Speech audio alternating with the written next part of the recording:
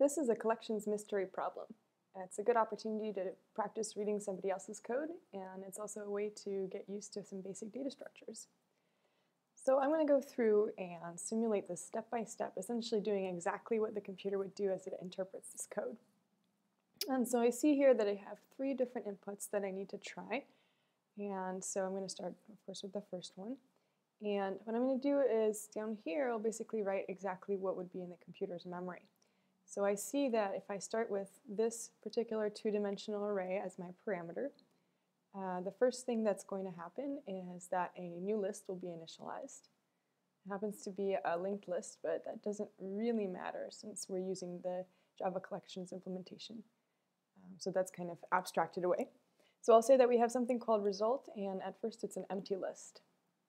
Then I hit a for loop, and so that means that there's a local variable here called I that gets created, and it starts out at 0. And I'm going to go until data.length. So data is that 2-dimensional array that got passed in, and the length of the 2-dimensional array is how many inner arrays it contains. So here we can see we have 2 elements. They are each arrays, but it doesn't really matter. It's just like any other array type. We have 2 elements inside of this data array. And so that means that I'm going to go until I reaches 2, and then I'll stop. So here I have another variable called sum that gets initialized to 0. I hit another inner for loop, and so that means that I need to set my j to 0.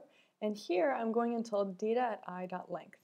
So that means whichever inner array I am working with, so whichever element in that data array, here I'm working with element at 0 because that's what I initialized I at, I have to look at that length. So for the first run through this outer loop, right, I'm working with this array here. That's data at I, or data at 0 here in this case. And so data at 0 has a length of 3, and so that will be my upper bound for my j. All right, so let's see what happens in this inner for loop here. So I say sum equals sum plus j times data at ij. So let's talk about data at ij first. So I said that this here, this first index is going to get us, just like in a regular array, to the value that we're working with. And so, we said that data has 2 values, this array and that array. So data at 0 is going to represent this first array here. So now this value is of an array type, and so we can go in and get a particular index. This is what we're doing here. So data at I represents an array, the array that has 1, 2, 3 in it. And then we're saying we want the value at index j. J is currently set to 0, so that means that we want to look at this value. So it means that we're going to the 0th array in data, and then we're reaching the 0th element in that 0th array. So we have this part here is a 1. We multiply it by 0, so I guess we did that work for nothing. And then we add it to 0, so that's just going to be 0. So sum doesn't change, it's still 0. But now we go around and we increment our j. So j is now 1. And so that means that I'm now looking at the next run in this loop here. I'm working with data at 0, which is again this array. And then I want to get index 1 out of that. So this is this 2 here. Okay. So this here is a 2. My j is 1. 2 times 1 is 2. And so I'm adding that onto my sum. My sum is now 2. Great. I go around my for loop again. That means I need to increment my j. And so my j is now 2. Remember, I need to go up to 3 because I have 3 elements in data at I, data at 0 in this case. So, I go around one more time. Let's first work with data at I at j. So that means I'm still working with data at 0, which is this array, but now I want to go to index 2, 0, 1, 2. So that means I need to look at this 3. So I say 3 times j. J is 2, so that's 6. And I'm going to add that onto my sum. So 6 plus 2 is 8. So there's my 8. and I'm done with this iteration. So now I increment j to 3. Is j strictly less than data at 0.length? No, because the length is 3. So I fail the test, and now I'm right down here. And so this is telling me to add that sum to the result. So this 8 here, which I've calculated, goes into the result list.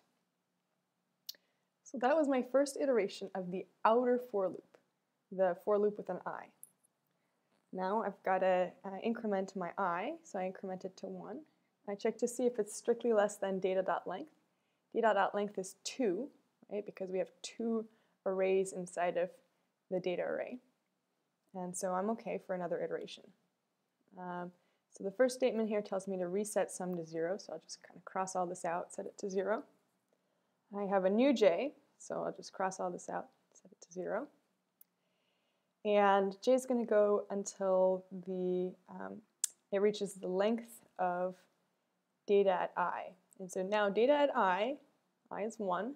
Data at I is going to be the array that is at the first index in our data array.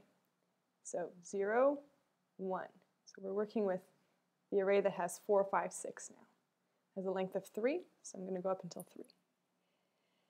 So in my inner for loop here, I have to change the sum. So the first iteration through j is 0, so I'm not going to be doing anything there.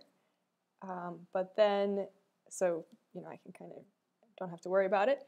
Then I increment my j to 1. So that means that data at I at j is now data at 1 at 1. So what that means is data at 1 again is this array. And then I have to get the value at index 1, 0, 1. That's going to be this 5 here. I multiply that by j, which is 1, and I add it to my sum, which is 0. So that means that I get a 5 right here. Okay. All right, so I finished one iteration here. I increment my j, which is now 2. 2 is less than 3, so I can do another iteration. I go ahead and figure out what data at I at j is. So that means that I have to go to the array at index 1, again this one, and then I have to find the value at index 2, 0, 1, 2. There it is, that's my 6. I multiply it by j, so I'm doing 6 times 2 is 12, and then I add it onto my sum. 12 plus 5 is 17. Okay, I increment my j.